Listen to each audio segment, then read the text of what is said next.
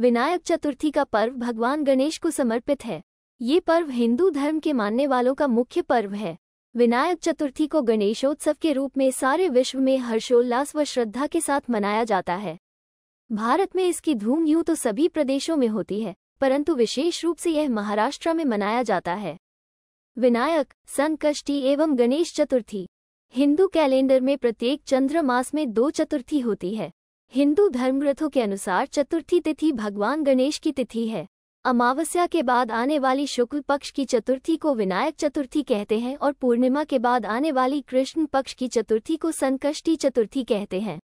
हालांकि विनायक चतुर्थी का व्रत हर महीने में होता है, लेकिन सबसे मुख्य विनायक चतुर्थी का व्रत भाद्रपद के महीने में होता है।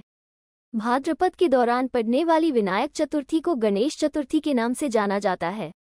संपूर्ण विश्व में गणेश चतुर्थी को भगवान गणेश के जन्मदिन के रूप में मनाया जाता है। महाराष्ट्र का मुख्य पर्व।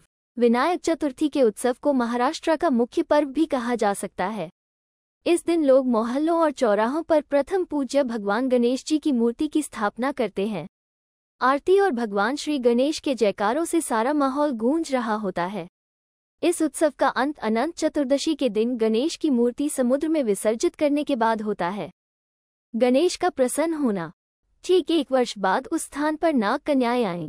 नाग कन्याओं से श्री गणेश के व्रत की विधि मालूम करने पर उस बालक ने 21 दिन लगातार गणेश जी का व्रत किया। उसकी श्रद्धा देखकर भगवान गणेश प्रसन्न हो गए और उन्होंने बालक को मनोवांछित फल मांगने के लिए कहा। बालक ने कहा, हे विनायक, मुझमें इतनी शक्ति दीजिए कि मैं अपने पैरों से चलकर अपने माता पिता के साथ कैलाश पर्वत पर पहुंच सकूं और वे ये देख प्रसन्न हो। बालक को यह वरदान देकर भगवान गणेश अंतर्ध्यान हो गए। बालक इसके बाद कैलाश पर्वत पर पहुंच गया और वहां पहुंचने की कथा उसने भगवान महादेव को सुनाई। उस दिन से पार्वती जी शिवजी से विमुख हो गई। देवी के रुष्ट होने पर भगवान शंकर ने भी बालक के बताए अनुसार गणेश का व्रत 21 दिनों तक किया। इसके प्रभाव से माता के मन से भगवान भोलेनाथ के लिए जो नाराजगी थी वो समाप्त हो गई। माता पार्वती का व्रत रखना। यह व्रत विधि भगवान शंकर ने माता पार्वती को बताई। ये सुनकर माता पार्वती के मन में भी अपने पुत्र कार्तिकेय से मिलने की इच्छा जागृत हुई। माता ने भी 21 दिन तक श्री गणेश व्रत किया और दूर्वा, पुष्प और लड्डुओं से श्री गणेश जी का पूजन किया। व्रत के 21वें दिन कार्तिकेय स्वयं पार्वती जी से आ मिले। उस दिन से श्री गणेश चतुर्थी का व्रत मनोकामना पूरी करने वाला व्रत माना जाता है। कथा। गणेश चतुर्थी व्रत को लेकर एक पौराणिक कथा प्रचलन में है। इस कथा के अनुसार एक बार भगवान शंकर और माता पार्वती नर्मदा नदी के निकट बैठे थे। वहां देवी पार्वती ने भगवान भोलेनाथ से समय व्यतीत करने के लिए चौपड़ का खेल खेलने को कहा। भगवान शंकर चौपड़ खेलने के लिए तैयार तो हो गए, परंतु इस खेल में हार जीत का फैसला कौन करेगा, इसका प्रश्न उठा।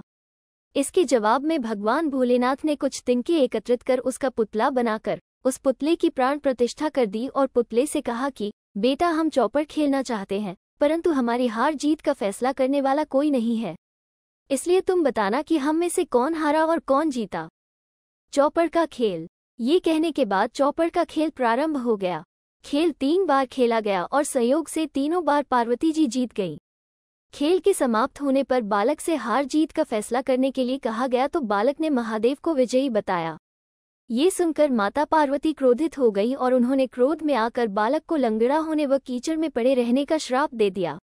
बालक ने माता से माफी मांगी और कहा, मुझसे अज्ञानतावश ऐसा हुआ, मैंने किसी द्वेष में ऐसा नहीं किया। बालक के क्षमा मांगने पर माता ने कहा, यहाँ गणेश पूजन के लिए नाग कन्याएं आएंगी, उनके कहे अनुसार तुम गणेश व्रत करो, ऐसा करने से तुम मुझे प्राप्त करोगे। ये कहकर माता पार्वती भगवान शिव के साथ कैलाश पर्वत पर चली गईं।